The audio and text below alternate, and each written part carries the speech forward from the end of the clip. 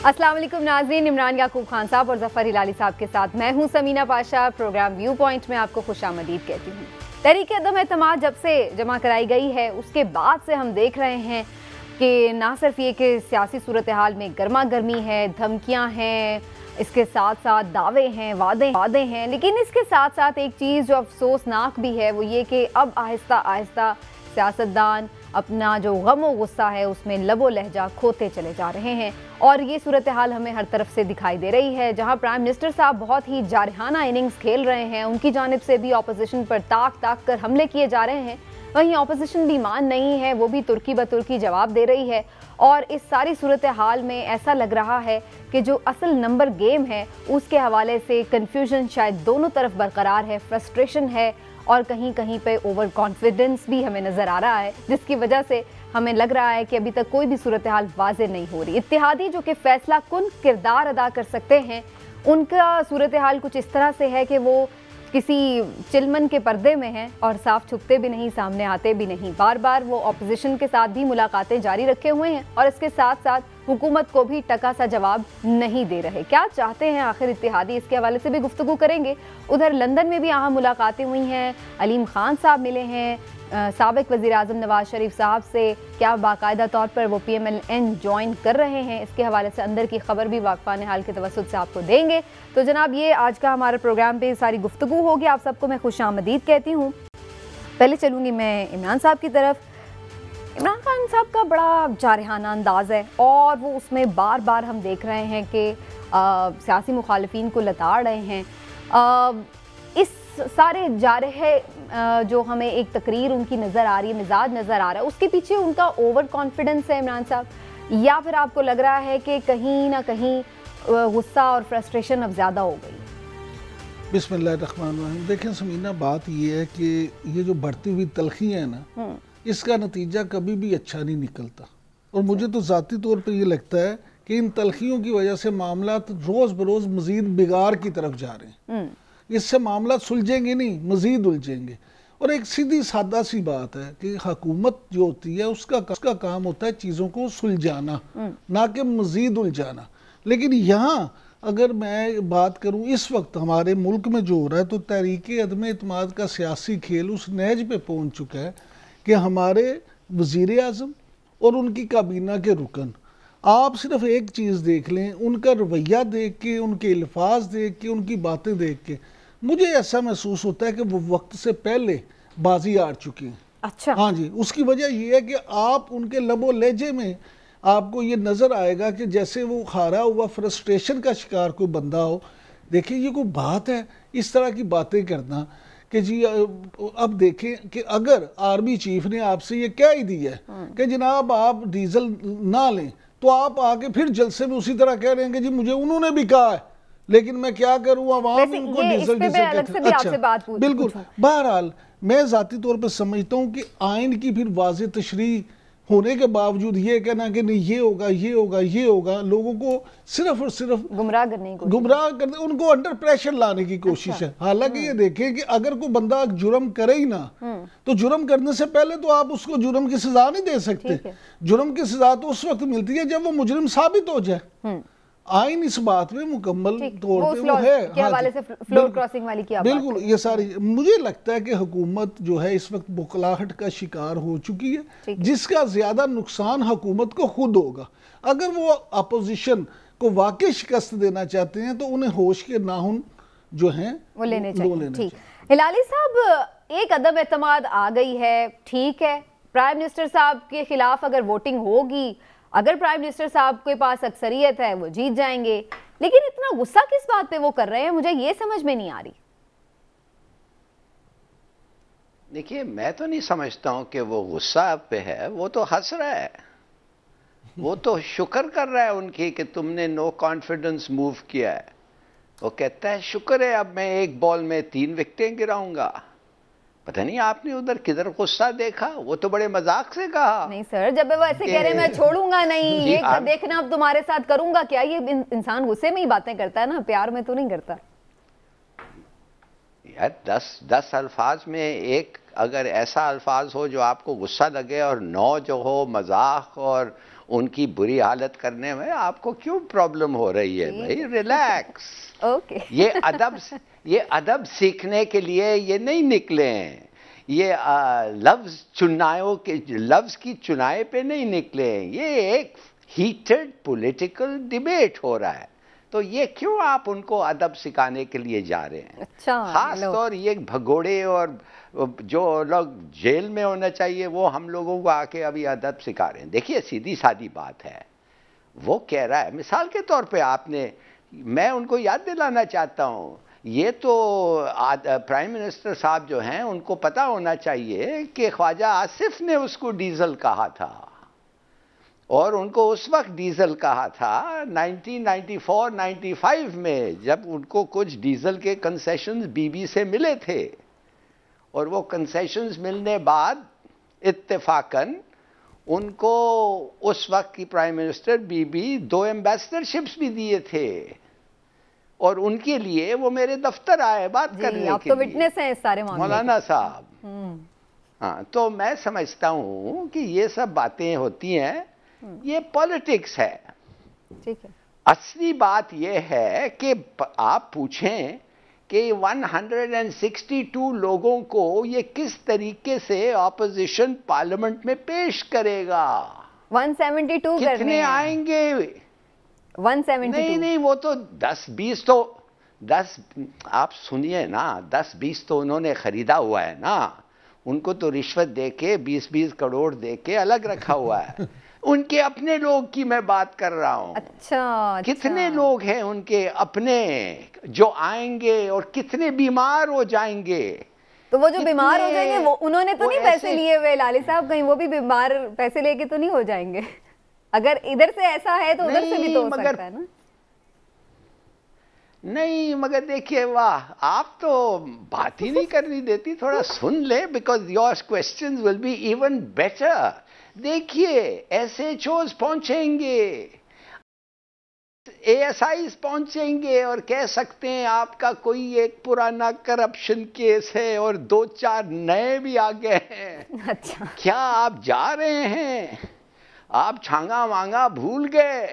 बेगम सैफुल्लाह को एक छड़ी दिया था और कहने लगे कि ये 50 नून के जो हैं इनको कमरे से निकलने ना दो, मारो इनको अगर वो निकलने की कोशिश करें।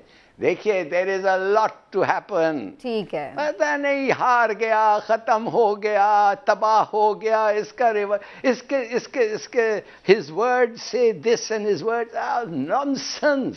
कुछ नहीं हुआ है। अखलाकियात पे बात ही नहीं करनी चाहिए। वो आदमी बहुत चीजें होनी है। ठीक है हिलाल साहब, मैं आती हूँ आपकी तरफ दोबारा, लेकिन इमरान साहब, हिलाल साहब ने वो कहते ना गाली मुकाती है कि गाली ना करो, वे सारे एक दूसरे को बुरा भला कह रहे हैं।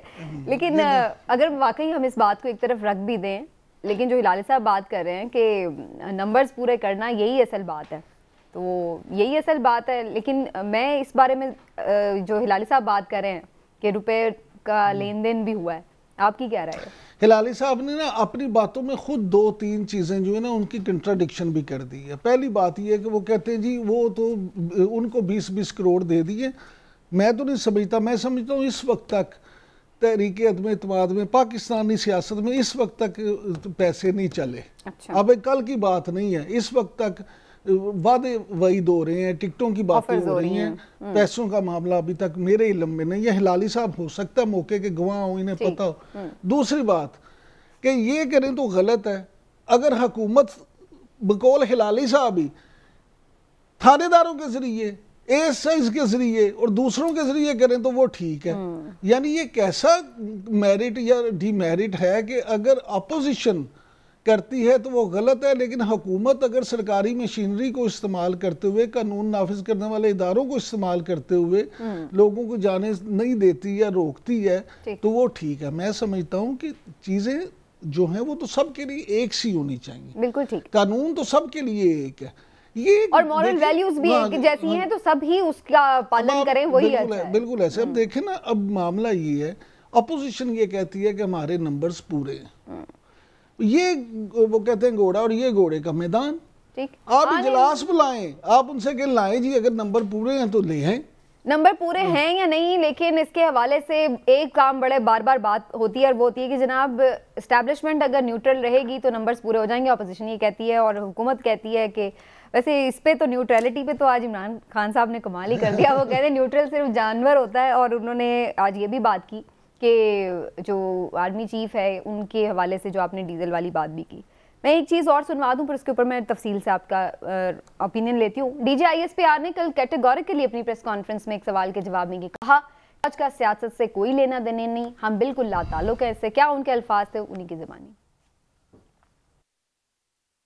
मैंने लास्ट अपनी प्रेस कॉन्फ्रेंस में ये बात बड़ी क्लैरिफाई कर दी थी कि फौज का सियासत से कोई लेना देना नहीं, और ये ऐसे ही है, ऐसे ही रहेगा। And I would again request कि इसके अंदर अननेसेसरी ना स्पेकुलेट किया जाए और ना ही इस चीज के अंदर किसी किस्म की अननेसेसरी डिस्कशंस की जाएं, वही हमारे सब के लिए अच्छा है। And I would not like to comment on this any more. तो जनाब आपने डीजी ISPR की गुफ्तगू सुनी। इमरान साहब, इस पर आपका कमेंट भी लेती हूँ, और मैं साथ ही साथ वेलकम कर लूँ शो पर मोहम्मद मालिक साहब ने हमें ज्वाइन किया, सीनियर सहाफ़ी हमारे साथ मौजूद हैं। मालिक साहब, बहुत शुक्रिया आपके वक्त का, आपने आज हमारे लिए वक्त निकाला। और मालिक साहब, आपसे यहीं से मैं बात शुरू कर लेती हूँ। आपने भी अभी सुना होगा डीजी ISPR ने सियासत में इन्वॉल्वमेंट के हवाले से क्या बात की, तो फिर आपके ख्याल से आज जो प्राइम मिनिस्टर साहब ने बात की, फिर जो अपोजिशन पहले बातें करती रही है, तो फिर फौज को आखिर सियासत में कौन इन्वॉल्व कर रहा है राइट नाउ? देखिए, अभी तो क्लियर की प्राइम मिनिस्टर साहब का ज्यादा झुकाव नजर आ रहा है इस तरफ की फौज को लाया है क्योंकि न्यूट्रलिटी वाली जो सी चीज चल रही है, न्यूट्रलिटी का तो अगर किसी को फायदा हो ना हो, लेकिन नुकसान तो रूलिंग को है, वजीर आजम को है, और ऑब्वियसली। लेकिन मेरा ख्याल है कि आज का बयान, मैं तो टू बी वेरी ऑनेस्ट बड़ा सरप्राइज हूँ कि बड़ा सख्त बयान है। इसमें दो अलामी चीजें हुई हैं आज उनकी। एक तो उन्होंने अपनी प्राइवेट कॉन्वर्सेशन की है एक वजीर आजम और आर्मी चीफ के दरमियान वाली, तो अगर ये बात शेयर हो सकती है, हो सकता है कल को बातें भी शेयर हो जाएं, तो ये एक बड़ा खतरनाक रविश हो सकती है। और सेकेंडली, कल ही जब एक स्टेटमेंट आया इतना इम्पोर्टेंट, उस पर यह कहना और उसमें इन्वोक कर देना कुरान शरीफ को, आयत को, कि जैसे ये न्यूट्रलिटी सडनली गलत है और आपको एक साइड लेनी चाहिए। मेरा तो ख्याल है कि ये बड़ी अलार्मिंग स्टेटमेंट्स हैं दोनों। मैं टू बी वेरी ऑनेस्ट मैं काफी हैरान हूँ। मतलब इमरान खान साहब जज्बाती आदमी हैं, जरा सख्त बात करते हैं तो आप बहुत चीजों का उनको मार्जिन देते हैं, लेकिन मेरा नहीं ख्याल था कि वो एक पब्लिक जलसे में अपनी और आर्मी चीफ की स्पेसिफिक कॉन्वर्सेशन एक थर्ड ऑपोजिशन लीडर के बारे में शेयर करेंगे। मालिक साहब, आपके ख्याल से ये एक्सीडेंटली उन्होंने ऐसे स्लिप ऑफ टंग बस कह दिया जैसे वो कह गए दिल में आई, या फिर ये कोई स्पेशल मैसेज था यहाँ पर यूं बात करने? नहीं, मुझे लग रहा है प्राइम मिनिस्टर थोड़ा सा फ्लस्टर हो रहे हैं। जितने सवालात उठ रहे हैं एलायंस जहाँ से उनके अभी तक उनमें से किसी से भी वो सॉलिड एक बयान नहीं दिलवा सके। जो इस्लामाबाद में मिजाज नजर आ रहा है एलायंस का, वो कोई इतना ज्यादा सॉलिड फेवरेबल नजर नहीं आ रहा हुकूमत के साथ आगे चलने का।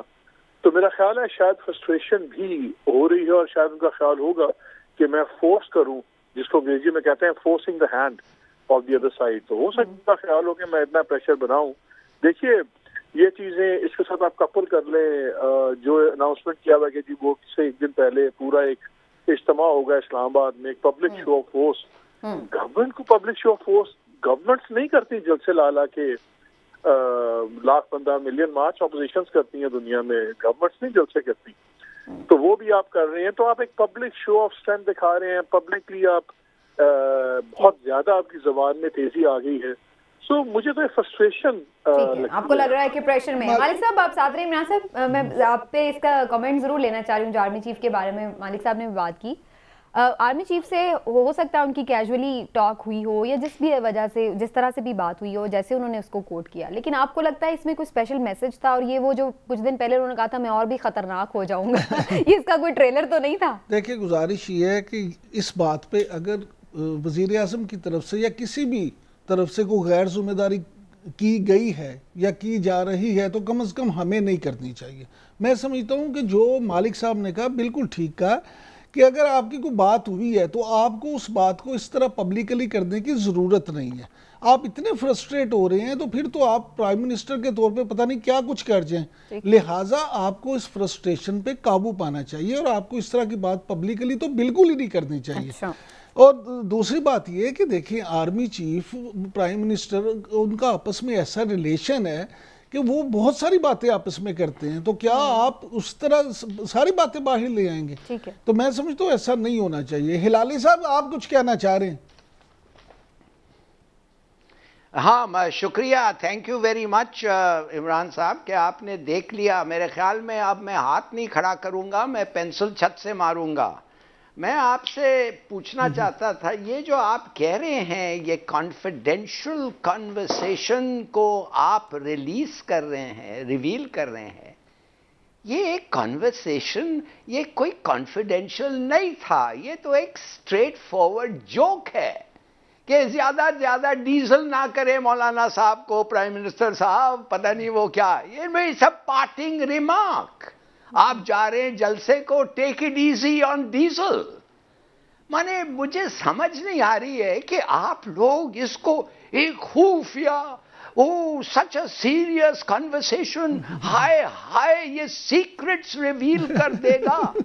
क्या हो गया आप लोगों को यार, खुदा के लिए। हिलाली साहब, मुझे तो लगता है, हिलाली साहब मुझे तो लगता है कि आप, सर एक सेकंड, मुझे तो लगता है कि आपको शायद आजकल आप लगता है कि मैं ऐसे हो गया हूं। सर नहीं, सर सुन तो लेना, आपको, आप भी इतने जज्बाती हो गए हैं कि आपको भी समझ नहीं लग रही। मैंने अपनी पूरी गुफ्तगू में कॉन्फिडेंशियल, सर सुन ले, मैंने अपनी पूरी कन्वर्सेशन में कॉन्फिडेंशियल या खुफिया का लफ्ज इस्तेमाल नहीं किया।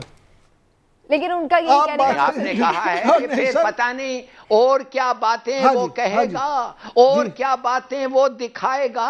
आप तो इंसिन्यूएट कर रहे हैं कि the chief executive of Pakistan जो है वो एक इररिस्पॉन्सिबल आदमी है and he should not be trusted with secrets.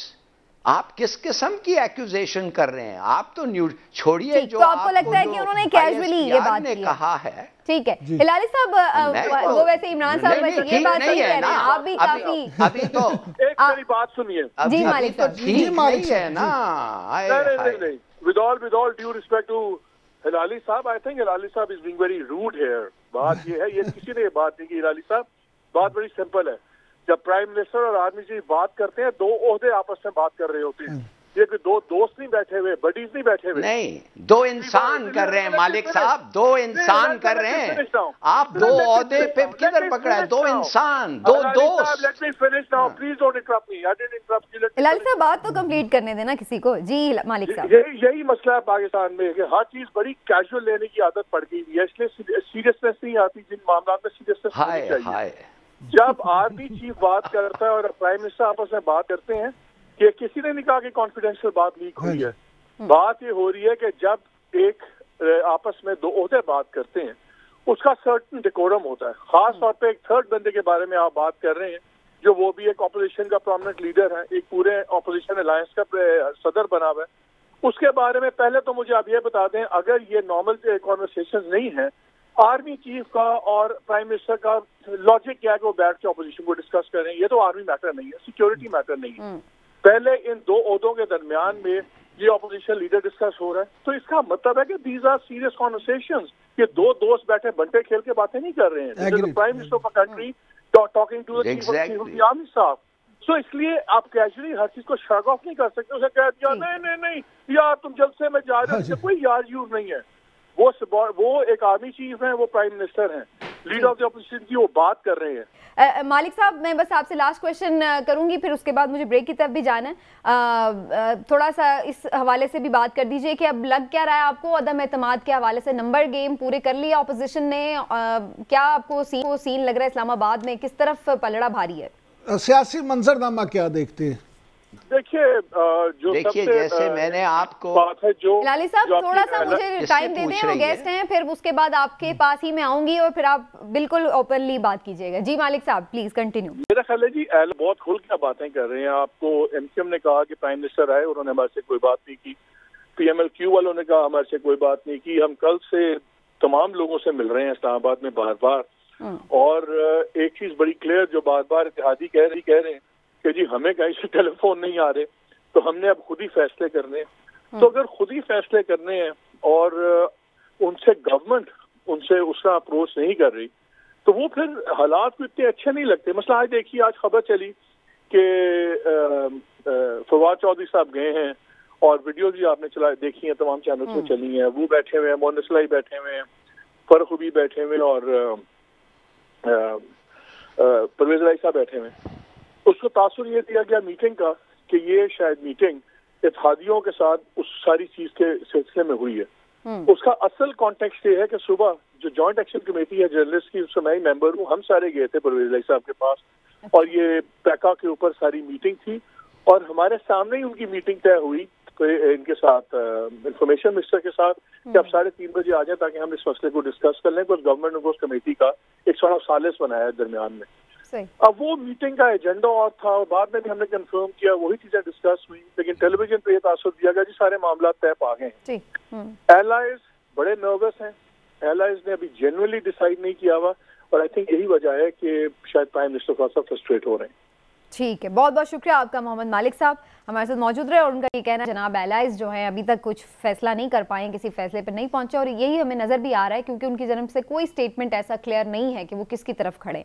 एक छोटा सा ब्रेक से वापस आएंगे तो इलाली साहब को दिल खोल कर भड़ास निकालने का मौका देंगे। इलाली साहब हैव पेशेंस और एक ठंडा गिलास पानी का पीजिए। हम छोटे से ब्रेक के बाद वापस आ रहे हैं।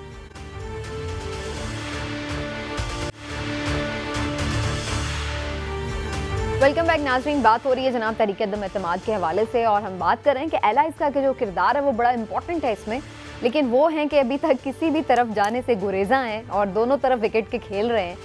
फवाद चौधरी साहब ने आज क्या बात की है उनके हवाले से ज़रा देख लेते हैं। पंजाब में जो है वो एक नार 100 बीमार वाला हाल है, तो इंशाअल्लाह ताला सभी को मुतमईन करेंगे। और इसके साथ साथ उनका ये भी कहना था कि आप देखेंगे कि अदम एतमाद से पहले ही एलाइज जो हैं वो अपना क्लियर कट हमारे साथ हुकूमत के साथ खड़े होंगे और हमारी ही सपोर्ट करेंगे। क्या वाकई ऐसा होगा? हिलाली साहब से जानते हैं।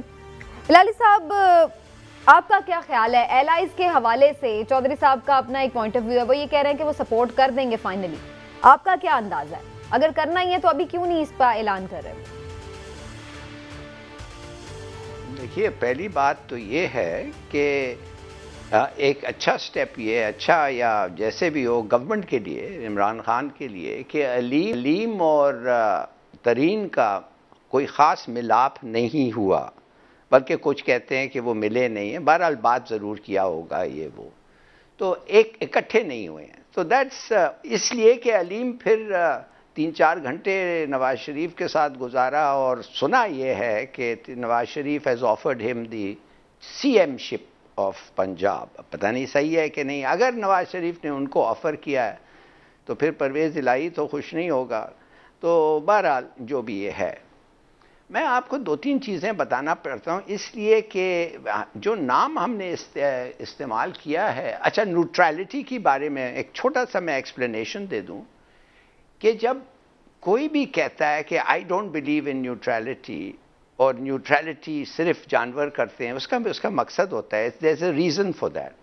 जैसे मैं एक प्रोग्राम पे कहा था कि बिनाइन न्यूट्रलिटी जो है वो ब्लाइंड न्यूट्रलिटी है, वो जो एक जज की न्यूट्रलिटी है वो न्यूट्रलिटी एग्जिस्ट नहीं करता। इसलिए कि बच्चों में भी, मेरे पास एक बेटी और बेटा है और अगर मेरी बेटी को आप पूछें तो वो कहेगा कि मेरा भाई जो है मेरे बाप का फेवरेट है। तो इस किस्म की कंप्लीट अटर सेक्युलर न्यूट्रलिटी हो नहीं सकती। न्यूट्रलिटी का मकसद जो प्राइम मिनिस्टर बात कर रहा था वो पॉजिटिव न्यूट्रलिटी का, वो ये कह रहा था जैसे मैं कह रहा हूं, जो पुतिन में इन सो मेनी वर्ड्स, जब एक सिचुएशन डेवलप होता है और जब इंसान के जजमेंट्स आती हैं, आपने देखना होता है कि नहीं कि आप न्यूट्रल हो। अगर एक आदमी गलत काम कर रहा है तो then there is no neutrality. और बिल्कुल सही, एग्जैक्टली, और पॉजिटिव न्यूट्रलिटी होना चाहिए। आप कहेंगे देखो मैं तुम्हारा दोस्त हूं और हालांकि मैं तुम्हारा दोस्त हूं, मैं तुम्हें कहना चाहता हूं कि तुम गलत कर रहे हो। तो प्राइम मिनिस्टर ये कह रहा है कि देख लो मेरा रिकॉर्ड है और इन लोगों का रिकॉर्ड है और अगर आप समझते हैं कि फिर भी आप न्यूट्रल होते हैं तो दैट्स सॉरी, वो तो फिर एक गलत है, वैसा नहीं होना चाहिए।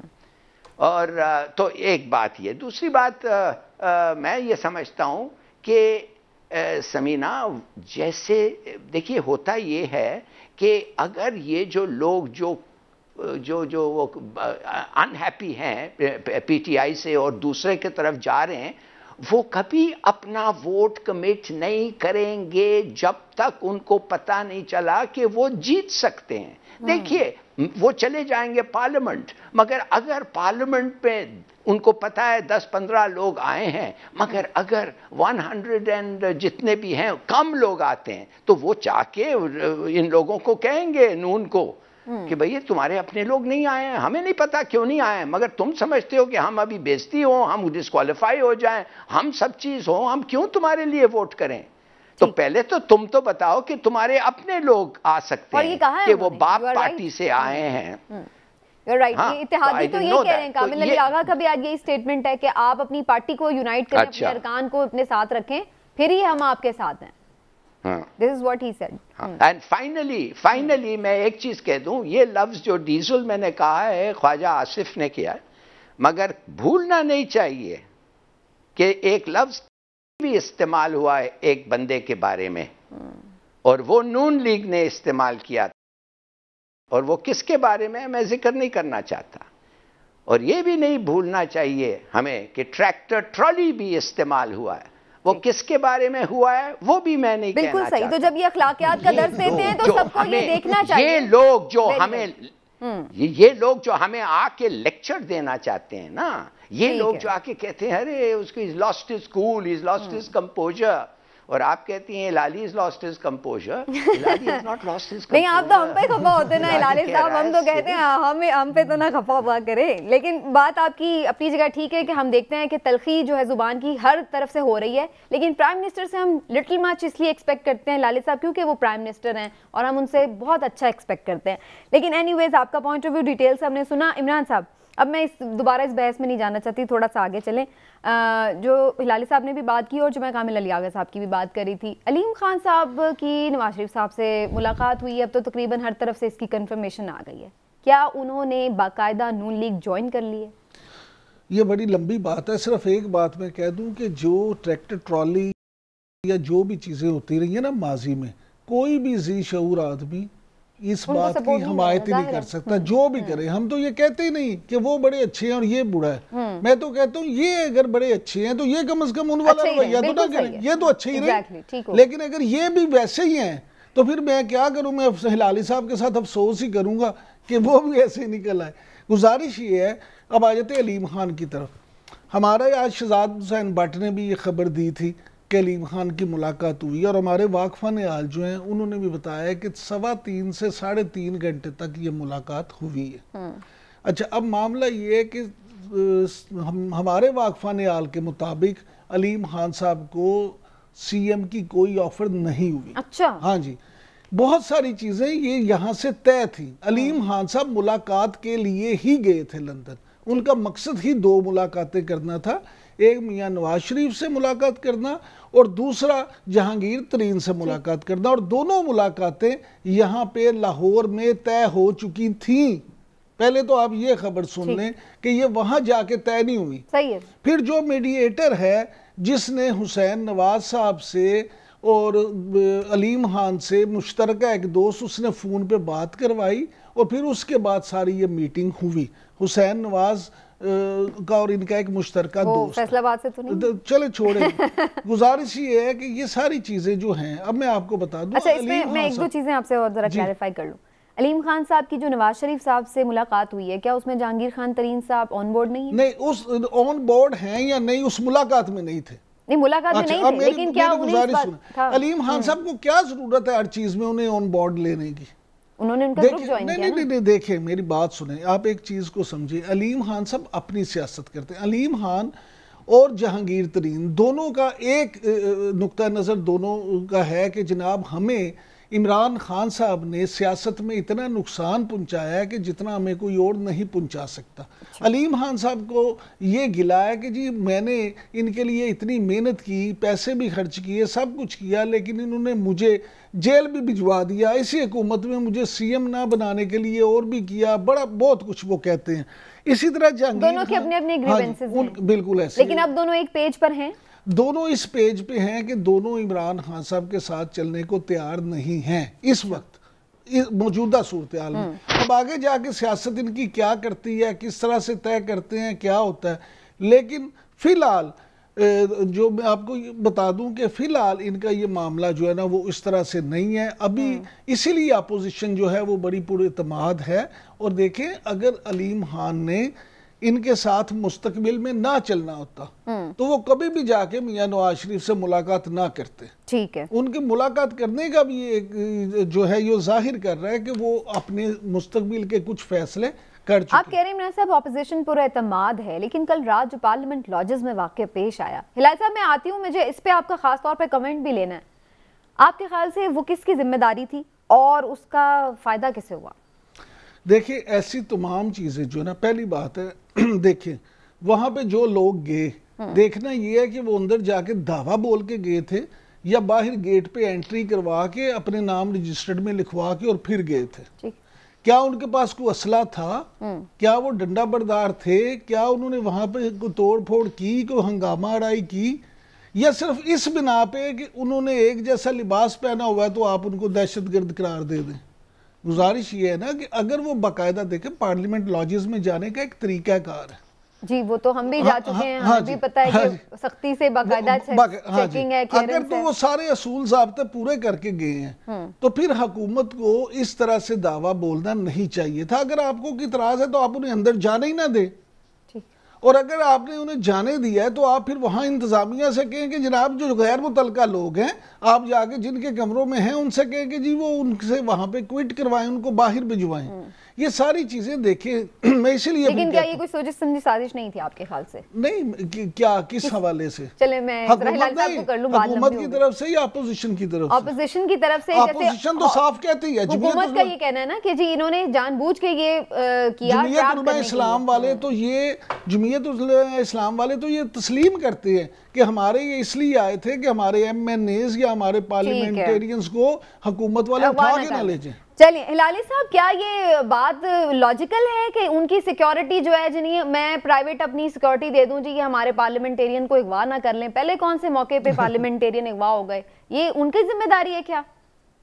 कल जो रात वाकया आया हुआ, करेक्ट, ये तो पूरा खेल था, अरेंज्ड हुआ था। आपने देखा नहीं, 30-40 लोग एक रेजिडेंशियल हॉस्पिटल में पहुंच गए हैं, जो मिलिशिया ट्रेनिंग वाले, यूनिफॉर्म वाले 30-40 के हमारे MNAs को कुछ ना हो, हु द हेल, उनको क्या कैसे पता है कि कुछ होने वाला था? क्या साइंस था? एक दफे अंदर चले गए तो लोग उधर पैनिक हो गए कि ये क्या हो रहा है। फिर जब उनको कहा जाओ, वो लड़ने लगे। उस लड़ाई के बीच में ये टपक आए हमारे मौलाना साहब, और उन्होंने उधर से ही कॉल दे दिया, all Pakistan call over all channels, के हर सड़क बंद करो और ये करो और वो करो। It is so obvious. मैं तो समझता हूं कि इसका बहाना नहीं बनाना चाहिए। ये लोगों की ट्रेनिंग, ये ट्रेंड ही इसी काम के लिए हैं।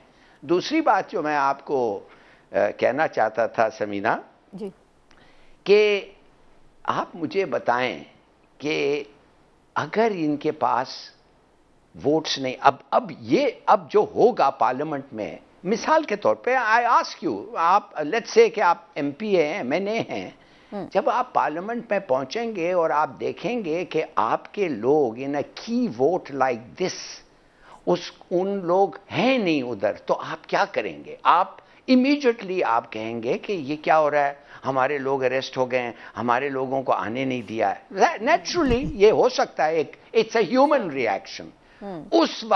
उस वक्त जो दूसरे लोग हैं जो वाकई आके इमरान खान साहब के लिए नहीं वोट करना चाहते थे, अपनी सब चीज सो टू स्पीक पॉलिटिकल करियर को रिस्क करके आए हैं, वो क्या करेंगे? So what I am saying is तैयार रहना ऐसे एक सिचुएशन के लिए। और एक मुझे कोई हक नहीं बनता है कि इमरान, बिल्कुल ठीक है, तो ये आपको इसमें बात लग रही है कि था। हिलाली साहब, इस पे मैं मजीद भी बात करूंगी, लेकिन इस वक्त हमारे साथ मौजूद हैं सेनेटर कामिल अली आगा साहब, काफ लीग के सीनियर रहनुमा। कामिल अली आगा साहब, बहुत शुक्रिया आपके वक्त का, आपको वेलकम कहती हूँ शो पर। आगा साहब, आप लोगों की तरफ ही सब देख रहे हैं और आप लोगों ने एक अजीब ही पहेली डाल रखी है, हमें तो कुछ आप लोग बता ही नहीं रहे हैं कि आप लोग क्या करने जा रहे हैं, तो जरा थोड़ा सा राज खोल दीजिए, क्या डिसाइड किया आप लोगों ने? हमने डिसाइड किया हमारी पार्लियामेंट्री पार्टी ने तमाम इख्तियारात जो हैं चौधरी परवेज लाई को दे दिए कि जो वो फैसला करेंगे तमाम मुलाकातों के बाद और तमाम हालात को देखने के बाद जो फैसला करेंगे हम हमारे लिए काबिल कबूल होगा। आगा साहब, काफ लीग की वैसे डिमांड्स क्या हैं? हमारी कोई डिमांड नहीं है। हमारी डिमांड तो ये थी कि आम आदमी को फैसिलिटेट करें, महंगाई का खात्मा करें, बेरोजगारी का खात्मा करें, लॉ एंड ऑर्डर की सिचुएशन ठीक करें, करप्शन के नारे के बाद बढ़ रही है, उसका रेट 5,000 से 50,000 हो गया, उसको कंट्रोल करें। ये हमारा मुतालबा, इसके अलावा तुम्हारा तो कोई मुतालबा नहीं है। नहीं, लेकिन ये चारों पांचों मुतालबे तो फिर पूरे नहीं हुए, तो इसका तो मतलब है कि ये कोई मुतालबा पूरा ना हुआ तो फिर आप अपोजिशन के साथ जाएंगे क्या? नहीं, हम अब अदम एतमाद की तहरीक के बाद हमारा मुतालबा ये है कि अपनी सफ़ों को दुरुस्त करें, अपने अंदर हम अपने मुआदे पे कायम है, लेकिन अगर अपना मैंडेट नहीं पूरा कर सकेंगे, अगर आपका शरारा बिखरा हुआ, आपका पंजाब के अंदर 3 ग्रुप होंगे, आपके KPK के अंदर 3 ग्रुप होंगे, तो फिर उसके बाद हमारा तो मुआदा खत्म हो गया ना। हमारा मुआदा तो मैंडेट का था। मैंडेट आपका जो था कि अपनी तादाद पूरी रखें, अगर आपकी तादाद पूरी नहीं होगी तो उसके बाद फिर आप भी साथ छोड़ जाएंगे, यानी उनके अपने छोड़े हैं तो आप लोग भी नहीं साथ देंगे, ये तो क्या बात होगी आगा साहब? मुश्किल वक्त पड़ेगा तो आप लोग भी हट जाएंगे। देखिए, हम सियासी लोग हैं, हमारी जीरत की आदत है, हमने सियासत करनी है, हम इंडिपेंडेंट पार्टी है, हमने अपने फैसले खुद करने हैं, हम डिपेंडेंट तो नहीं है। वैसे उस दिन तो आप कह रहे थे हम वो फैसला करेंगे जो रियासत कहेगी, तो रियासत ने कुछ बताया नहीं अभी आपको कि क्या फैसला करना है? 1 मिनट हिलाली साहब जी। आगा साहब, देखें, रियासत की डेफिनेशन देख ले। आप भी रियासत है, मैं भी रियासत हूँ, इमरान यकूब भी रियासत है, हिलाली साहब भी रियासत है। हमें सबको मिलके एक रियासत जो है उसका साथ देना है ताकि इसका वजूद कायम रहे। बिल्कुल ठीक, जो मुल्क के मफाद में हो। जी हिलाली साहब, जल्दी से क्वेश्चन कर लीजिए। Very well said. कमाल अली आगा साहब, पहली बात तो ये है कि आपकी पॉलिटिक्स और ख़ासतौर पर परवेज़ इलाही साहब के पॉलिटिक्स हम रिस्पेक्ट करते हैं, मैं रिस्पेक्ट पर्सनली करता हूं। मैं आपसे ये पूछना चाहता हूं, प्राइम मिनिस्टर तो कंसीड कर दिया है कि वोट के बाद अगर वो उनके हाथ में हो तो बुज़दार साहब का तबादला और उनका चेंज जो है वो आप लोगों के साथ बैठ के बात करेंगे। आप इससे इत्मीनान होते हैं ऐसी इस प्रॉमिस से कि आप समझते हैं, जैसे मैं समझता हूं फ्रैंकली, कि अगर ग्रेसफुली इस वक्त भी हो जाता है ऐसी बात तो ये तो थोड़ा सा जो शुबा है ये रहता नहीं है। आंसर करने दें, वक्त खत्म हो गया। जी आगा साहब। देखें हिलाली साहब, आप सीनियर ब्यूरोक्रेट्स हैं और मैं आपकी हमेशा रिस्पेक्ट करता हूँ, आपको इल्म भी है। और इमरान यकूब जो है वो तो मेरा बरखुरदार है, मेरा भाई है। आपने ज्यादा उम्र बता दी अपनी। नहीं, मेरा भाई है यार, इसका बाप मेरा मामू है। मैं आपको बता रहा हूँ, ऑनर बता रहा हूँ। बात ये है कि आपके और मेरे तल्लुकात एक जगह, लेकिन कौमी मफाद एक जगह है। कौमी मफाद में फैसले करेंगे। ठीक है, चलिए आपके ये रिश्तेदारियों का हम कल भी फायदा उठाएंगे। आगा साहब, कल प्रॉपर वक्त दीजिएगा हमें। प्रोग्राम का वक्त खत्म हो गया नाज़रीन, इंशाल्लाह फिर से मिलेंगे। अपना ख्याल रखिए, अल्लाह हाफ़िज़।